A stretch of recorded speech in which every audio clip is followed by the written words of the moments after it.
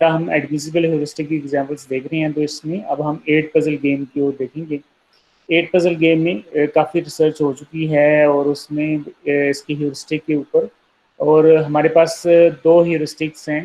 एक पहला जो ह्यूरिस्टिक है उसको हम H1 से रिप्रेजेंट कर रहे हैं, H1N से, ठीक है। और ये आप देख ही सकते हैं, ये है नंबर ऑफ मिसप्लेस्ड टाइल्स। और जो दूसरा ह्यूरिस्टिक है वो H2N है, और ये जो H2 ह्यूरिस्टिक है ये टोटल मैनहट्टन डिस्टेंस है। तो इनमें भी आप लोगों के लिए जो मैनहट्टन है वो एक नया वर्ड हो। तो ये जो मैनहट्टन है ये बेसिकली ये यूएसए में जो हमारे पास न्यूयॉर्क है वहाँ का डाउन टाउन है, यानी कि वहाँ का मेन ओल्ड एरिया है जिसको हम मैनहट्टन कहते हैं। अब मैनहट्टन डिस्टेंस क्या है, ये राइट साइड पे मैं आपको ड्रा करके दिखा रहा हूँ। तो मैनहट्टन का जो मैप है, अगर आपने कभी गौर किया हो, आपने उसका मैप देखा हो या उसका पिक्चर वीडियो कुछ भी देखा हो, तो कुछ इस तरह का उसकी कुछ मैप इस तरह का होगा, ठीक है। तो ये मैंने आपके सामने ड्रा कर दिया। तो अब ये जो मैप है इस तरह का होगा और इसको मैनहट्टन कहते हैं। और इसमें जो फासला होता है, लेट्स सपोज यहाँ पे एक बंदा है उसके शुरू में, तो उसने पॉइंट ए पे, तो उसने पॉइंट बी पे जाना है, यहाँ पे फर्ज करें उसने जाना है। तो अब वो क्या कर सकता है, या तो यहाँ से बाहर से सीधा इधर आ जाए, एक वे उसके पास ये है, या ये ऊपर से राइट और फिर डाउन आ जाए, ठीक है। एक रास्ता ये है, ये बीच में से जिगजैग करता हुआ आ जाए, ठीक है। तो कोई स्ट्रेट लाइन नहीं है, ए से बी कोई स्ट्रेट लाइन नहीं है, तो उसको हमेशा ये जो एक स्क्वायर फॉर्म में जो रोड्स हैं उसके ऊपर ट्रैवल करके आना पड़ेगा, ठीक है। तो इस तरह का जो हमारे पास डिस्टेंस होता है उसको हम मैनहट्टन कहते हैं, मैनहट्टन, ठीक है। तो हमारे पास दो ह्यूरिस्टिक्स हैं for 8 puzzle game. 8 puzzle game आपने खेली होगी कई दफ़ा, आपके सामने स्क्रीन पे गिवन भी है, लेफ्ट साइड पे उसकी इनिशियल स्टेट है और राइट साइड पे उसकी गोल स्टेट है। हमने उसको स्टार्ट स्टेट या इनिशियल स्टेट से उसको गोल स्टेट में लेके आना है। और अगर हम इसके ऊपर ए स्टार सर्च के थ्रू इसको करें, तो हमारे पास टोटल जो हैं वो 26 स्टेप्स के अंदर ये होगा, ठीक है जी। अगर हम इसको किसके थ्रू करें जी, इसको हम कंडक्ट करें, जो हमारे पास 8 पजल गेम है, अगर हम इसको करें तो ये 26 स्टेप्स हमें रिक्वायर्ड होंगे, ठीक है। तो और इसमें इसकी डेप्थ हमारे पास है ऑन एवरेज ये 22 स्टेप्स है, अदरवाइज ये 26 स्टेप्स में हमें इसको हम कंडक्ट कर सकते हैं। और इसका आमतौर पे जो ब्रांचिंग फैक्टर है वो क्या होगा, इसका ब्रांचिंग फैक्टर 3 होगा। लेकिन ये सब जगह पे 3 नहीं होगा, ये सम एट सम प्लेसेस ये 2 भी होगा, और सम प्लेसेस 3 होगा और सम प्लेसेस 4 होगा। तो फर्ज करें ये अगर राइट से आपके सामने ये गिवन है, ये देखें कि जो लेफ्ट साइड पे स्टार्ट पोजीशन है, यहाँ पे ये आपके सामने ब्लैंक जो एक टाइल नज़र आ रही है, तो ये ब्लैंक टाइल है, ये 4 साइड पे मूव कर सकती है। आपको पता है अगर आपने ये गेम खेली हुई है, ये अगर आप 6 को क्लिक करेंगे तो ये 6 ब्लैंक की स्पेस पे आ जाएगा, अगर 3 को क्लिक करेंगे तो 3 आ जाएगा, अगर 5 को क्लिक करेंगे तो 5 आ जाएगा, अगर 2 को क्लिक करेंगे तो 2 आ जाएगा। तो ये 4 डिफरेंट वेज में 4 different states, new states generate हो सकती हैं, ठीक है। 7, 4, 8 और 1 नहीं हो सकता, क्योंकि अकॉर्डिंग टू दिस गेम हम सिर्फ वर्टिकल मूव कर सकते हैं या हॉरिजॉन्टल मूव कर सकते हैं, हम डायगोनल में मूव नहीं कर सकते हैं, ठीक है जी। तो अब ये 4 न्यू स्टेट्स आ सकती हैं अगर ये करंट कॉन्फ़िगरेशन आपके सामने जो नजर आ रही है अगर यहाँ पे है। लेकिन अगर ये जो ब्लैंक टाइल है ये अगर कॉर्नर के अंदर मौजूद है, अगर ये यहाँ पे मौजूद है कॉर्नर के अंदर, तो यहाँ पे ये सिर्फ 2 जगह जा सकती है, या तो ये 3 वाली जगह पे जा सकती है या ये 6 वाली जगह पे जा सकती है। तो यहाँ पे इसका ब्रांचिंग फैक्टर क्या होगा, 2 होगा, ठीक है जी।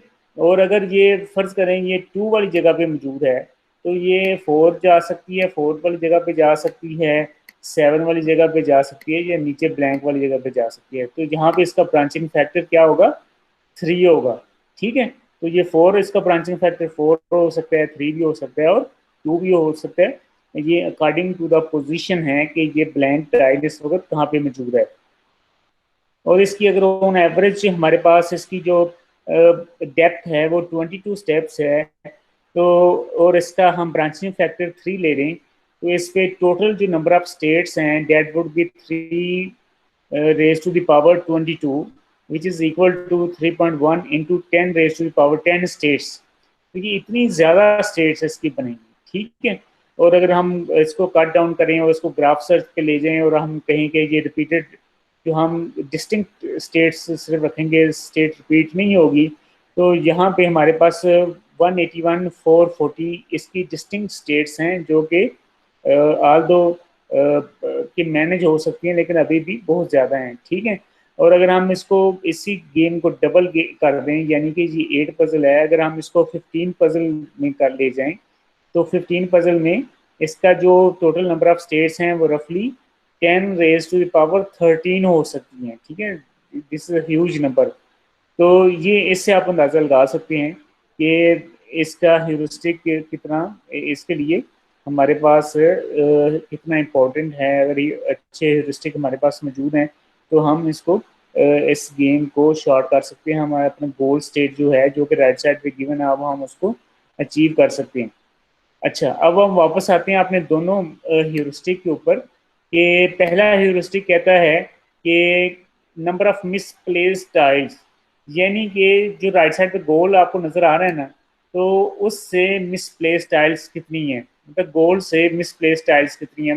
जैसे कि आप देखें 7 जो है वो अपनी जगह पे नहीं है, तो ये एक टाइल होगी जो मिसप्लेस है। 2 भी अपनी जगह पे नहीं है, तो ये भी मिसप्लेस हो गया। और 4 भी अपनी जगह पे नहीं है, तो ये तीसरी मिसप्लेस टाइल है। ये अपनी जगह पे नहीं है, हमें कैसे पता चल रहा है?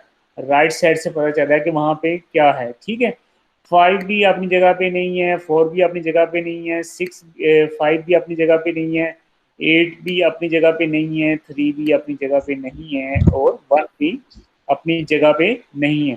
इसका मतलब है कि सारी की सारी टाइल्स जो हैं वो अपनी जगह पे नहीं हैं, और इस तरीके से हमारे पास जो total number of misplace tiles हैं वो 8 हैं। इसमें 8 टाइल्स हैं और आठों की आठों अपनी जगह पे नहीं है। तो जो पहला ह्यूरिस्टिक होगा वो 8 होगा। और जो उसके बाद हमारे पास है दूसरा heuristic which is total Manhattan distance है। तो हम क्या करेंगे कि देखेंगे कि हमारा एक टाइल का उसके अपने जो गोल है उससे कितना फासला है, ठीक है। तो इसको मैं अगली स्लाइड पे ले जाता हूँ। यहाँ पे हमने कैलकुलेट कर लिया कि 8 है। और जो मैनहट्टन डिस्टेंस है वो कैसे काउंट करेंगे? तो यहाँ पे देखें कि पहली टाइल है 7, तो ये 7 है, तो इसका इसने कहाँ पे पहुंचना है? इसने ये 3 वाली जगह पे पहुंचना है, ये इसकी स्टेट है। तो 7 से 3 तक हमारे पास टोटल कितना फासला है? तो अगर हम यहाँ से जाएंगे तो 1 2 और 3, यहाँ से 3 है, ठीक है जी। और अगर हम यहाँ से जाएंगे तो 1 2 3 4 5, अगर हम इधर सीधा जाएंगे तो उतना भी 5 है, तो जो सबसे कम फासला वो 3 है। तो ये यहाँ पे देखिए हमने 3 लिख दिया। ऐसे ही अब हम बात करेंगे 2 की। तो 2 का जो गोल है, इसको जहाँ पे होना चाहिए वो यहाँ पे 4 वाली जगह पे होना चाहिए, ठीक है जी। तो ये सिर्फ एक स्टेप से ये अपने गोल पे अपनी जगह पे पहुंच जाएगी। तो यहाँ पे हमने 1 लिख दिया, ठीक है। और ऐसे ही हमारे पास क्या है जी? 4 है। तो 4 का गोल किधर है? 4 को इधर खाली ब्लैंक वाली जगह पे आना चाहिए। तो 1 1 एंड 2, तो ये 2 स्टेप में यहाँ पे आ जाएगी। तो यहाँ पे हमने 2 लिख दिया। ऐसे ही हमारे पास है 5। तो 5 का गोल किधर है? 5 को 6 वाली जगह पे होना चाहिए। तो यहाँ से यहाँ पे जाने में 2 स्टेप रिक्वायर्ड है, तो इसलिए 2 यहाँ पे लिखा हुआ है, ठीक है। 2 यहाँ पे गिवन है। ऐसे ही हमारे पास 6 है। तो 6 को अपनी जगह पे जाने के लिए कितने स्टेप्स रिक्वायर्ड है? 5 के बाद हैं जी हमारे पास 6 को कितने स्टेप्स रिक्वायर्ड हैं? 1 2 और 3। तो इसमें से 3 जो हैं वो 6 के हैं। ऐसे ही हमारे पास 8 है, तो 8 को अपनी जगह पे जाने के कितने स्टेप रिक्वायर्ड हैं? 2 स्टेप रिक्वायर्ड हैं। तो 2 स्टेप 8 के हैं। उसके बाद 3 है, तो 3 के कितने स्टेप रिक्वायर्ड हैं? 3 को भी 2 स्टेप चाहिए, ये 5 वाली जगह पे बेसिकली इसने जाना है तो 2 स्टेप चाहिए। और उसके बाद हमारे पास 8 है, 8 को कितने स्टेप चाहिए? 8 को हमारे पास अपनी जगह पे जाने के लिए, सॉरी लास्ट वाली जो है वो 1 है, तो 1 को कितने स्टेप चाहिए? 1 को 1, 2 और 3, 3 स्टेप चाहिए, ठीक है, तो ये 3 स्टेप है, तो सबको ऐड करेंगे तो 18 हो जाएगा। तो अब यहाँ पे देखें कि जो H2 ह्यूरिस्टिक है उसका हमारे पास आ गया है 18 रिजल्ट, और जो H1 ह्यूरिस्टिक है उसका रिजल्ट हमारे पास आ गया जी 8, ठीक है। तो अगर हम H1 ह्यूरिस्टिक, तो अभी हमने कहा कि ऑन एवरेज इसको हमें कितने स्टेप चाहिए, 22, और वैसे हम कह सकते हैं कि 26 जो है हमें चाहिए। तो फर्ज करें, अभी हम सपोज करते हैं कि इसकी जो पहुंचने की जो हमारे पास कास्ट है वो है 26, ठीक है, एक्चुअल कास्ट है 26। तो दोनों ह्यूरिस्टिक जो हैं वो 26 से कम हमें दे रहे हैं, 8, एक हमें 8 दे रहा है और एक 18 दे रहा है, ठीक है जी। तो अब इसमें हमारे पास एक, दोनों ह्यूरिस्टिक इसका मतलब है एडमिसिबल हैं, एक्सेप्टेबल हैं, लेकिन अब इसमें क्वेश्चन आ गया, एक नया क्वेश्चन आ गया, वो ये है कि इन दोनों में से बेहतर कौन है? क्योंकि दोनों तो अच्छे हैं, दोनों ने हमारी जो बेसिक रिक्वायरमेंट पूरी कर दिया है, लेकिन इसमें दोनों में बेहतर कौन है? तो अब बेहतरी के लिए जो बेहतर है, जो गुड है, जो अगर दोनों ह्यूरिस्टिक को कंपेयर करें, अगर मल्टीपल ह्यूरिस्टिक्स हैं तो उसमें से अच्छे ह्यूरिस्टिक कौन से हैं, तो वो डोमिनेंस से हमें पता चलेगा, जो ह्यूरिस्टिक डोमिनेट करेगा वही अच्छा है। If h of 2n greater than equal to h of 1n for all and both admissible, दोनों एडमिसिबल हैं अगर, तो H2 डोमिनेट करेगा H1 को, देयरफॉर H2 इज बेटर। अगर पहली कंडीशन ये है कि दोनों जो ह्यूरिस्टिक्स हैं वो एडमिसिबल हैं, दोनों एक्सेप्टेबल हैं, ठीक है, अगर ये दोनों शर्त पूरी कर लेते हैं, उसके बाद दूसरी शर्त है कि उन दोनों में कौन डोमिनेट करेगा, तो उसमें से जो बड़ा है वो डोमिनेट करेगा। तो यहाँ पे H2 बड़ा है क्योंकि इसकी वैल्यू है 18 और H1 की वैल्यू सिर्फ 8 है, तो इसका मतलब है H2 डोमिनेट करेगा, ठीक है जी। तो इसकी रियल टाइम एग्जांपल ऐसे ही है कि आप अगर दो खालाएं, अब एक बजाय दो खाले हो गई हैं, दो ह्यूरिस्टिक हैं, दो सयानी औरतों को साथ ले जाएं, और वो दुकानदार जो है उसको आप कहेंगे जी वो आपको 2000 की एक चीज़ है, वो आपको प्राइस टैग वो ऑफर करता है, तो एक खाला कहती है जैसे कि वो 600 रुपया जो पहले 600 जो के है, और एक कहती है नहीं ये तो एक ऐसे ही 200 की चीज़ है, 200, दोनों बड़ी सियानी हैं, ठीक है, एक ने 600 का है, एक ने 100 का है, ठीक है, दोनों एडमिसिबल हैं, एडमिसिबल का मतलब है दोनों को, दोनों का ह्यूरिस्टिक एक्सेप्टेबल है, दोनों सियानी है, लेकिन उसमें जो डोमिनेट करेगी वो 600 वाली करेगी, ठीक है, और जो 200 वाली है वो यहाँ पे क्या होगा, वो कंजूस कहलाएगी, ठीक है, वो सियानी से ज्यादा कंजूस हो जाएगी।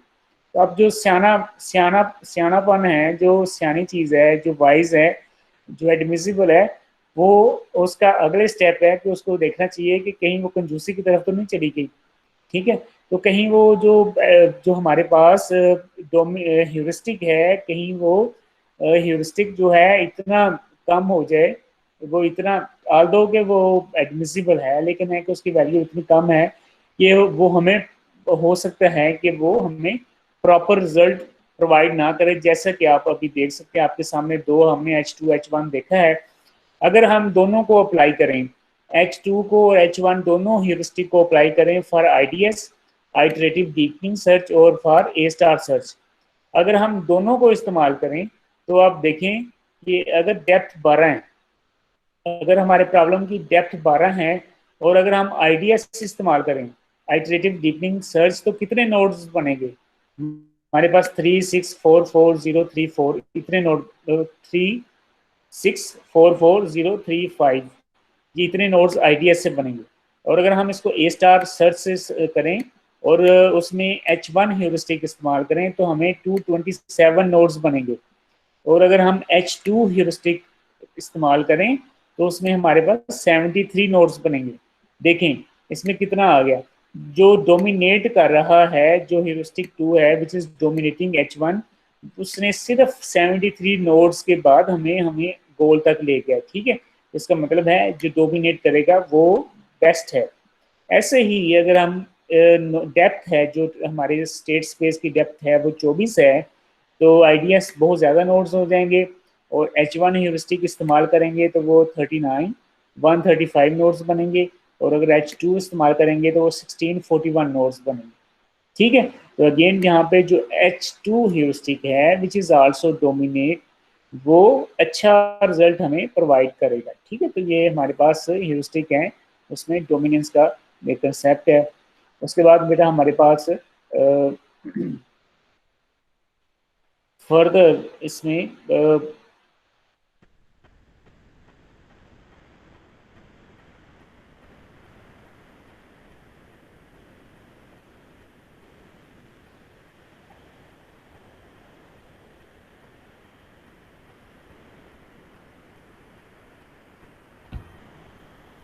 हाँ जी बेटा, आवाज़ आ रही है आप सब लोगों को? जी सर, आवाज़ आ रही है। अच्छा। लेक्चर का टाइम पूरा हो गया। हाँ जी, बस बस हम फिनिश कर रहे हैं बस। जी सर। अब इसमें ये आखिरी स्लाइड्स है, आखिरी स्लाइड है, तो इसको हम करके तो फिनिश करते हैं।